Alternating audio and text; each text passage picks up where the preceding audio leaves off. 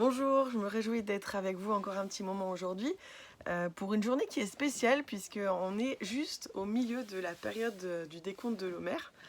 On est au 25e jour de cette période qui maintenant, vous le savez, sépare Pessah de Shavuot. Et on est dans cette période où on attend la moisson. Et quand on arrive au milieu d'une chose, c'est un moment particulier en fait. Quand on est au milieu d'une semaine, on passe du moment où on a commencé notre semaine et puis finalement les choses se sont déroulées au moment où on commence à penser à la fin de la semaine. On commence à penser au week-end qui est devant nous et on commence à se préparer en vue de ça.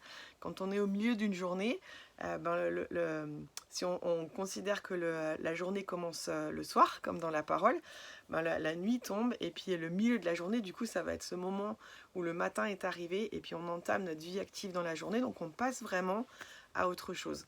Et de la même manière, quand on arrive à ce 25e jour de l'Omer, on est en train de basculer de la première période dans la deuxième. Et on est en train de basculer dans un moment où on veut se préparer vraiment pour Shavuot. Et on veut se préparer d'une manière spéciale pour que tout ce qui a été semé et tout ce qui a été planté dans notre vie pousse. Dans l'évangile de Matthieu, il y a un verset qui compare le royaume de Dieu à une semence qui est plantée en terre. Et puis cette semence, elle commence à pousser, on voit les premières pousses, et puis tout d'un coup elle grandit et elle s'épanouit, et puis on commence à avoir des premiers grains. Et en fait, ce qu'on attend, c'est ce moment où, au moment de la récolte, cette plante va être remplie de grains et on va pouvoir récolter quelque chose d'abondant. Et on veut se préparer vraiment, et on veut se diriger vers ça, et on veut se diriger vers cette récolte.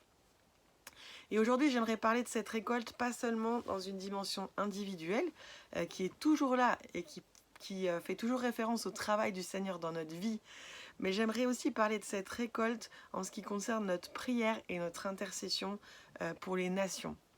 Quand le peuple d'Israël arrive à l'entrée de la terre promise, il y a ce moment particulier où en fait Josué va demander sur les indications de Dieu aux sacrificateurs de se mettre au milieu, et j'aimerais insister sur cet aspect-là, au milieu du Jourdain, et ils vont mettre leurs pieds dans l'eau et l'eau va s'écarter et le peuple va pouvoir passer et traverser le Jourdain. Et on retrouve vraiment cette notion de milieu.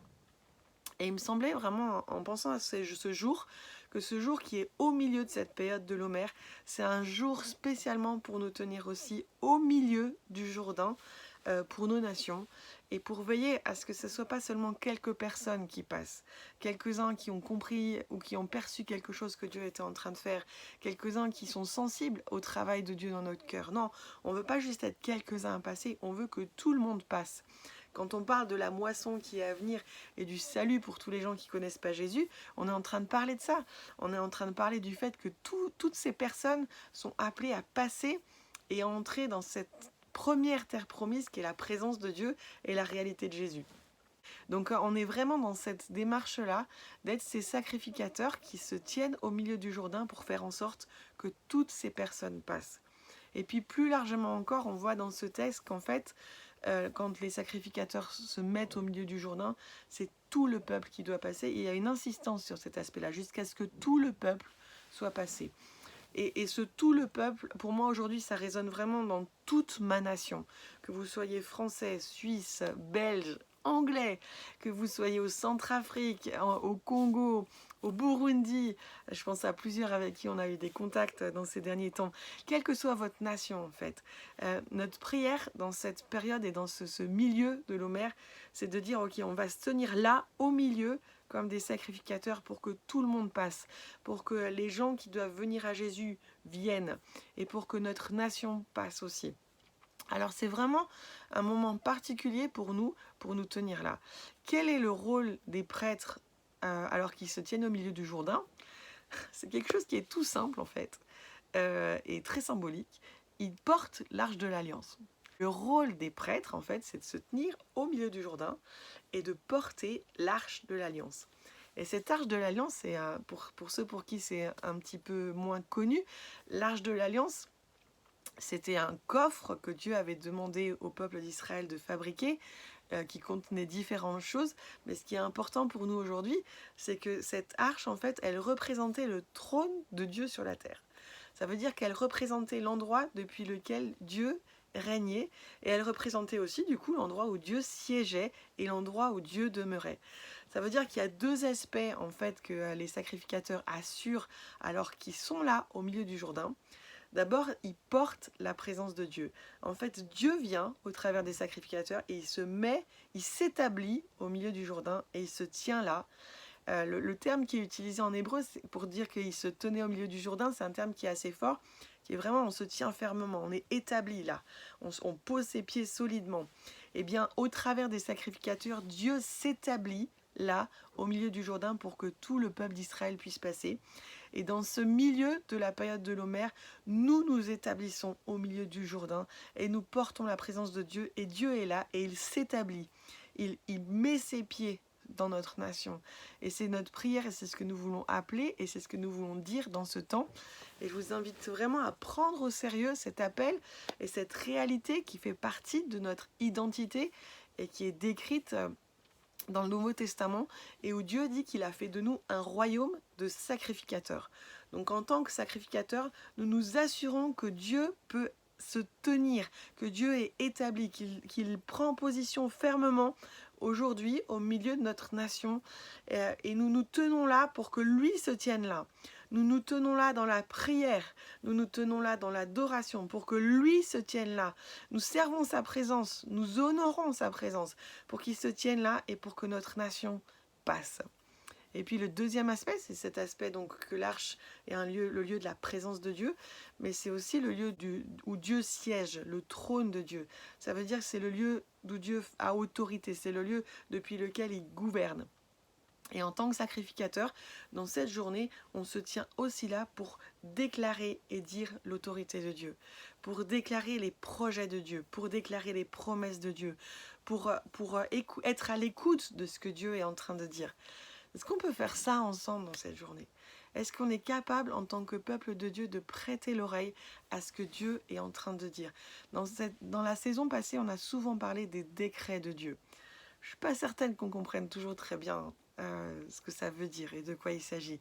Mais on essaye et on apprend. Et il y a des choses que Dieu dit, il y a des choses qu'il décrète. La parole de Dieu, c'est quelque chose d'extrêmement réel. Et Dieu fait entendre sa parole dans cette journée et dans cette période qui est au milieu de l'Omer. J'ai élargi un peu, c'est pas juste aujourd'hui, mais ce jour est symbolique. Mais dans cette période du milieu de l'Omer, nous sommes appelés à être ces sacrificateurs qui, dans l'adoration et dans la prière, portons vraiment la présence de Dieu et qui appelons l'autorité de Dieu à être libérée dans notre nation pour que ses promesses s'accomplissent, pour que chacun de nos pays puisse vivre la vie, la paix, la justice, la prospérité qu'il est appelé à vivre. Donc c'est vraiment un appel pour nous, je crois, dans ce 25e jour, de reprendre au sérieux cette identité de sacrificateur. Et on va, bien sûr, dans cette journée, on prie pour les malades, on prie pour les soignants, on prie pour les situations difficiles, on prie pour des tas de choses très concrètes. Mais il me semble que dans cette période, je propose qu'on puisse faire une belle part à notre adoration. La Bible dit que Dieu vient et siège au milieu des louanges de son peuple. Et c'est ce que faisaient les sacrificateurs dans le tabernacle, en fait. Et c'est ce qu'ils faisaient dans le temple. Ils s'assuraient que la présence de Dieu soit honorée. Et quand Dieu est honoré, alors il vient et il siège.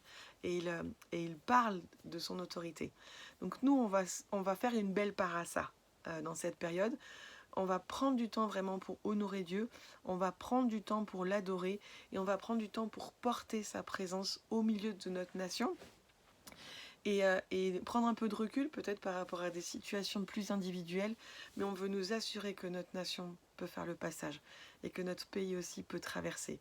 Les gens qui ne le connaissent pas, les gens qui travaillent, la société dans laquelle nous sommes, nous voulons que notre pays traverse et qu'il y ait vraiment une saison de moisson et qu'il y ait une saison de terre promise où Dieu est manifesté et où la gloire de Dieu rayonne dans notre pays et où elle amène aussi quelque chose de bon dans cette période, même si ça sera certainement aussi au milieu de l'adversité.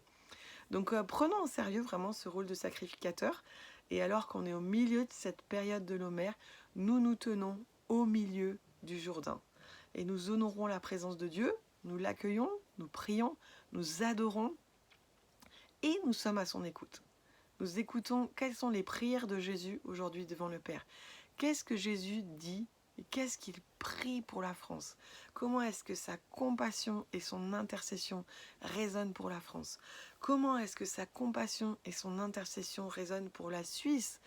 Comment sa compassion et son intercession résonnent pour les différents pays qui sont représentés au milieu de nous? La Belgique, l'Allemagne, l'Angleterre, la Corée du Nord, l'Inde, le Liban, Israël, les pays d'Afrique. Quelles sont les prières de Jésus dans cette journée? Donc pour certains, c'est quelque chose qui vous paraît évident, mais que je vous invite à approfondir. Pour d'autres, c'est peut-être quelque chose de spécial que je vous invite à prendre au sérieux et à commencer.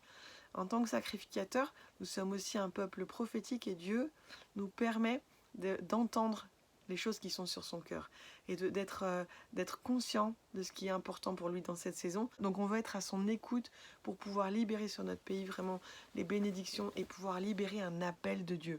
Il y a un appel de Dieu dans cette journée pour chacune de nos nations et on veut le faire retentir.